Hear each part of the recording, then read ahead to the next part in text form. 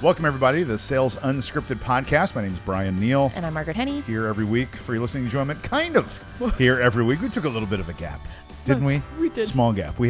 Margaret had some ownership issues.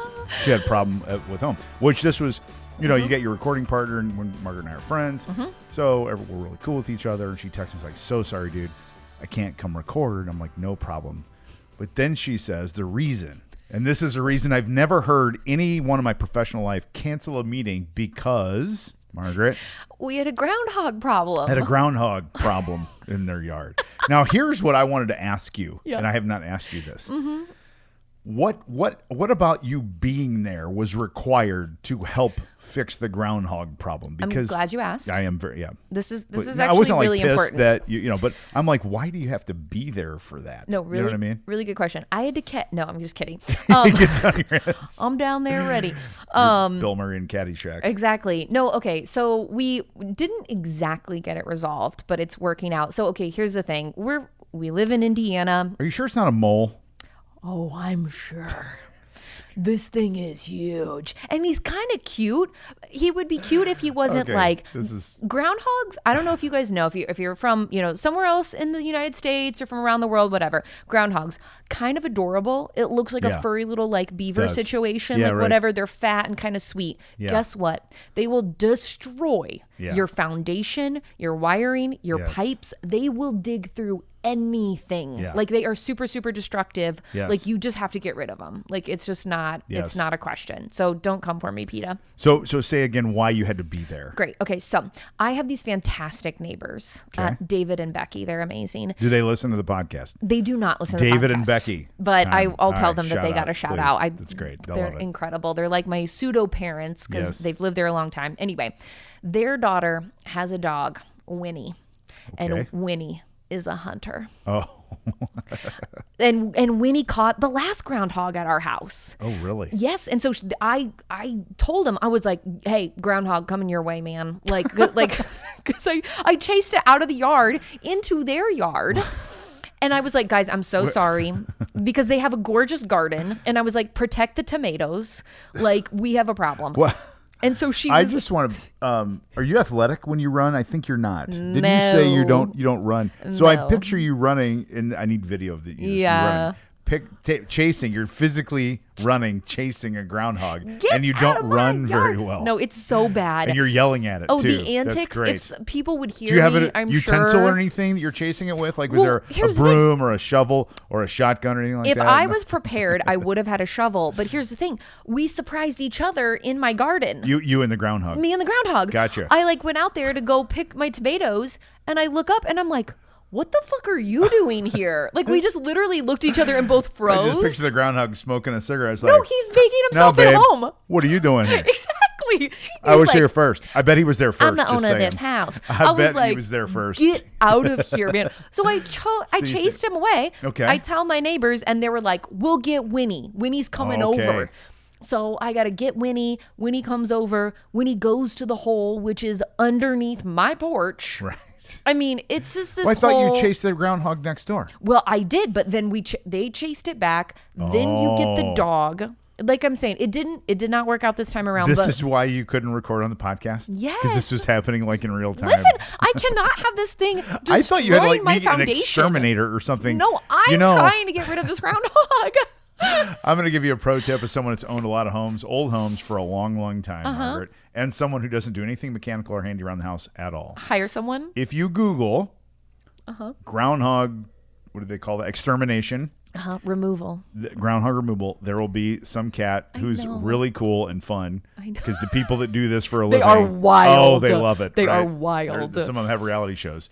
That groundhog will be out of your life in no time. Look, I'm trying to pay $0 to get rid of this groundhog, so I had to try. I had to try. As I stand here today, Sales Unscripted Podcast, I'll fucking pay for it. I will Venmo you, Margaret. Stop. I mean, what are we doing, dude? I know. What are we I'm doing? sorry. I think Don't apologize to me. It's your house and your tomatoes and your groundhog. That's the thing. And Google groundhog extermination. I think you secretly kind of like it. It brings a little nice drama to my See, life. That's what I mean. You got something to do now, It right? is really embarrassing because like during the last episode, you literally were like, hey, with some other guy, you were like, let's have a busy contest. And I was like, the fact that I'm calling you, who is in football season reffing, and I was like, hey, can't make the podcast recording. I got a groundhog thing. Oh my gosh, I didn't know. See, I thought you were meeting Exterminator, which would make sense. Like it's the only time they could come by. I was meeting an Exterminator. Like, their name was Winnie the dog. What kind of dog is Winnie, by the way? A mix, but like kind of like a terrier mix. She's wonderful. That's great. Yeah. Okay. She's just not that good at the. Hey, she's good. She just couldn't get him this time. She got him last time. Taking up for Winnie. What is our subject? Oh, we're talking about. Conferences. Like, we're on a sales. Can podcast. I say one thing? Yeah, before we do that, please. I've noticed, pharmaceutical commercials. Yeah. Right? What about them? Mm-hmm. There's a new. They have to read all of the things at the end. Of all of the fucking medications. That's the one I remember. You pick Cialis. Sorry. Anyway, so they have to read all the things at the end. Oh yeah. There's a new one that I've never heard before that they're reading, and it's been 2 for 2. They're ironically both migraine medications. Listen to this. You know I have migraines. I know, and so do you. Okay, what's it say? Listen. May cause death. No. Okay. First thing it says, and there were 2 medications. It's Q-Tepa, whatever. The first thing they said at the end, don't take Q-Tepa if you're allergic to Q-Tepa. Oh my God, the second one said, don't take Nortec if you're allergic to Nortec. And I'm going, how the fuck am I going to figure out that I'm allergic to Nortec if I don't take Norgate? We're going to spin the wheel, people. What? I don't understand. Someone help me. Someone that works at Eli Lilly is based here in Indianapolis. A lot of my friends in pharma. Explain to me the logic of putting that warning in there. Here's the thing. Don't ask them. Ask the attorneys. What? It's the attorneys. So are you allergic to anything? No, I'm not allergic to anything. I'm allergic to amoxicillin. Oh, bummer. Deathly allergic to it. Really? Wow, super allergic. So, bummer. I found out by taking because amoxicillin. I took amoxicillin. That's the only way to find out. My body ballooned and turned red, no. and my throat started to close. Did you EpiPen it? I didn't at the time, but my doc, and it was, I was in my 20s. I was really sick. One of my buddies who was also sick, he goes, hey man, I took this amoxicillin. It worked pretty good. I got some extras. You want some? I'm like, yeah, sure. Yeah, that's how you take your medicine in college. So, I just wonder the logic behind that, because lawyers are logical. That's what they're supposed to be, right? They are. They're also trying to cover all their bases, man. Don't take Nortec if you're allergic to Nortec, and if you're allergic to Nortec, don't take Nortec. Dude, this is so funny. I'm not kidding you. Because you might be allergic to it. I've heard this, and I thought the same thing. I was like, guys, this is a riddle that is unsolvable. It's unsolvable. It is, isn't it? It's a loop. Give it a whirl. It's a loop. Well, did you try Nortec? Well, I can't. I don't know. Well, why not? Well, because I don't know if I'm allergic to it. allergic. Well, have you ever taken it? No. Because it says not to, and I don't know if I am, so I better not take it, because what if I am? They're not going to sell any damn Nortec. Okay. Unbelievable. All right, let's talk about conferences. It's conference season, It is a conference season. Now, this is interesting. Is it conference season, or is it auto conference season? Oh, you know what? I don't know, actually. Because you all sell to automotive dealers. Now, I think there's an argument to be made. There is a conference season that goes in Q4, Q1. Yes. I'll give you that, right? Okay, Lots of sales kickoffs in my world. Okay, yeah. SKOs, as they call them. Oh, SKOs. Keynote speak at the SKO. Who you have keynote, your SKO. But boy, I love this topic, because I just watch, and God bless him, it wasn't you. I don't think it was COVID. God, I hope it wasn't me. You're about to say something bad. God bless him. No, it's not bad. It's just what everybody, they put the picture of them at the booth. Oh, yeah, no, we do that. And then they say, really excited for Digital Dealer. Right. Come see us at booth 685. I literally posted that. And to this day, I've never, in all the thousands of conferences I've been to, had someone walk up to me and go, can I help you? Yeah, I saw your post, that I'm supposed to stop by booth 685, so I'm here. I'm stopping by. I know. And it's not that it's bad. It just puts us in this pool of everybody. Yeah, that's you're right. Not very different. That's true. Okay, good point. I understand you're just trying to get like a look-see, sort of thing. But I just had another, it wasn't you guys, it was a different one. Okay, good. Where he said, show's on. He said it's like it's showtime. Yeah. Come see us at booth 1681. Okay. And I just see someone looking at LinkedIn like, oh shit, what's up? I got to get to booth 1681. Immediately. Well, I just saw. This guy just posted this up here. have no idea what they do or what they're selling, but I got to Now, get the 1681. Okay, Let me scroll through LinkedIn and see where else I need to go. Oh, booth 275. Okay, go all right. I agree. And do you? Go ahead. I'm gonna add on to this. I love it. Not a but it's okay. And if you are already talking with people, you've already been in conversation, they're following you, you're following them, whatever, and they're like, oh yeah, like they're at this show too. Totally forgot about it, whatever. It's really more opportunities that you might already be working, which, by the way, you probably already should have reached out to them and said, are you going to be there? I know. I'm staring at the camera. Fine. Keep going. That's all. I'm sorry. You should have already invited them to come personally. Well, now, why would you do that? No, why would you do that? Why would you campaign them 6 weeks ahead of time up to the show? Why would you not post a video of yourself saying, hey, I'm about to head out to Digital Dealer. I'd love to hear from anyone who's been. What are some do's and don't do's at Digital Dealer, looking for some advice? And tag some of my friends below. How about me going to set up at the booth? How about me stopping by another booth and going, so I just met Margaret, so she's here at Digital Dealer, and she's got some really cool software that I just found that we don't use. I'm going to check it out. But here's what it is. She does video and da-da-da. So go see Margaret. She's awesome. That's good. Okay. Fine. Don't get mad at me. I'm not mad. I'm just trying to apply a little common sense, but also not just common sense. I would try to have people have a different experience, a unique experience at these shows. Because it is so hard to differentiate yourself. It's impossible when you say, come swing by 1281. We're giving away an iPad. Don't forget to put your business card in, or putt for cash. Dude, I'm telling you what, you could be giving away a freaking $5,000. It doesn't matter, and it does not matter. They're like, what? So I mean, it really brings up a good, because like as a marketing person too, it's a bit of a conundrum for me. Like, what additional value can we add there, right? Like, oh God, help me. Oh, well, you won't hire us, but anyway. What? Don't get me started. There's a whole segment. I've never done a trade show stuff with y'all with co-video. Now, everyone listening, this is me. I'm kind of selling Margaret here. All right. It is fantastic. It's not because I invented it. I collaborate with clients, but it just keeps evolving and evolving. And there's so much to do. There's even one idea I'm not going to give you because you guys won't hire us. Or otherwise, I'd give it to you. Damn it's fantastic. And it's so different. And it's just, anyway. So if you're going to a show, here are a couple. I'll give some little tips. You just said one of them. Okay. Okay. Tell me. This is stupidly simple, but people don't think this way. Yeah. Shows go into 3 compartments: pre-show, show, post-show. Okay. Yeah. Easy enough, right? Got it. Most people in the pre-show, you know what they spend their time doing? Making hotel reservations, making sure the booth shows up, who's going to set up the stuff. That's true. Da-da-da. Okay. Yeah. Checklist is done. We're all set to go to the show. That's so true. That's what you do. Yeah. That's not at all what we, now that's kind of mechanical.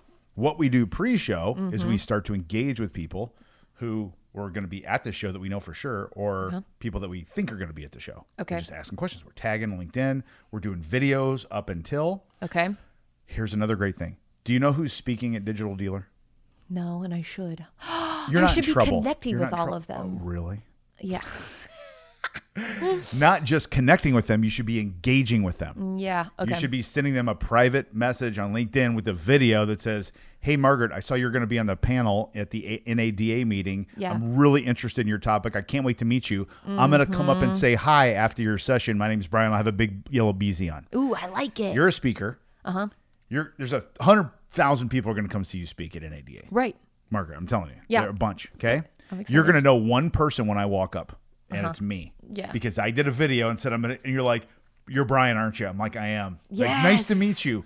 Totally different than everybody else. Gosh, totally that's so true. And you don't need a sticky BZ thing. It can be anything at all. No. Yeah, that's so true. You know what you could do too is like just kind of like building on that is like getting a quick either selfie or video afterwards. Like, hey, I just heard Brian talk. He had like great tops on like this, and this. Like if you didn't see him, there's a recap session like where you're kind of like giving them like a good shout out too because it was great information and then like putting that out there. Constant. Okay. Constant. This is good. You be the hub of the show. Don't be the one like looking to get everyone. You be the hub. You're the one that's working the room, connecting people together. Have you been over to see Co-Video? They're awesome. Let me walk you over here. Margaret, this is Susan. So Susan runs a dealership group in North Dakota. This is Margaret. I just met Margaret actually, but I thought you were telling me you two should meet each other. Oh my gosh. You start doing that at the show, you're different. I got to give a shout out. I'll tell you who is amazing at this. Clint Corbin. Clint Corbin. Oh my God. Incredible. Like he knows no strangers whatsoever. Really, he does an incredible job. Also, Jordan Cox from, do you know Automotive State of the Union? No. It's a SODU. It's a kind of a newer group in the automotive. That's what it stands. Automotive State of the Union. Oh, so like SODU. But yeah, I got you. And they're kind of like the new guys State on the block. Of the Union. And it's SODU. A SODU. Not SODU. SODU. A SODU. Automotive State SODU. of the Union. Yeah, that's what I said. SODU. Well, you made it sound like duh. Like D. SODU. It's because I'm using my Indiana accent. Because you're from Monticello. From Monticello. Oh, SODU. SODU. SODU. Very good. Thank you very much. They do an amazing job at shows. Yeah. And are like great connectors, great energy, will come right up to you. Oh my gosh. Actually, Jordan did this to me at the show. He came up and he was like, "It's so great to meet you. Can I get a picture with you?" And I was like, "What?" Jordan's my guy. Every time. Yeah. I used to teach this little cheesy, so that's pre-show. At the show. Yeah. I don't want to go into the whole thing here because it's giving away too much. But you like what I'm doing? I do. It's worth more than you guys would ever pay to get certified in the operating system. It'd pay for itself 10 times at one show. I know, and I know the auto business because I send it to Liz. Too late, so it's off. Anyway, when you're at the show, we used to say because no one would remember anybody. You get a bunch of business cards. Right. You get drunk. Yeah, forget everything and go home. No one remembers anybody. Right. So to combat that, what I used to teach people, we have a conversation, and I say, "Hey, you're gonna, probably have some dirty martinis and forget we talked." Exactly. When I connect with you, when we get back, how do you want me to cue you in just to remind you that we met? Oh, and I talked? like that. Just by asking that, you'll be different. They'll remember because no one else, and then they'll say something like, "Oh, just tell me you were the guy in the BZ sweatshirt, or tell me you're the person with the gold earrings on, or whatever. Yeah. You were the one in the orange shoes." Then you call back, it's cheesy. Be like, "Hey, it's Margaret. I remember I'm the one in the orange shoes." "Oh yeah, I remember you." Exactly. Okay? Totally. For sure. Ooh, now like though, that. you know what's better than that? A video And a selfie. Take a selfie with everybody. You say, "Hey, I'm a big LinkedIn person. Yeah. Would you be okay if I did a selfie and post it?" No, you don't have to remember anybody the rest of your life. That's awesome. so true. They're right there. You tag them right there. Boom, boom, boom. Isn't that great?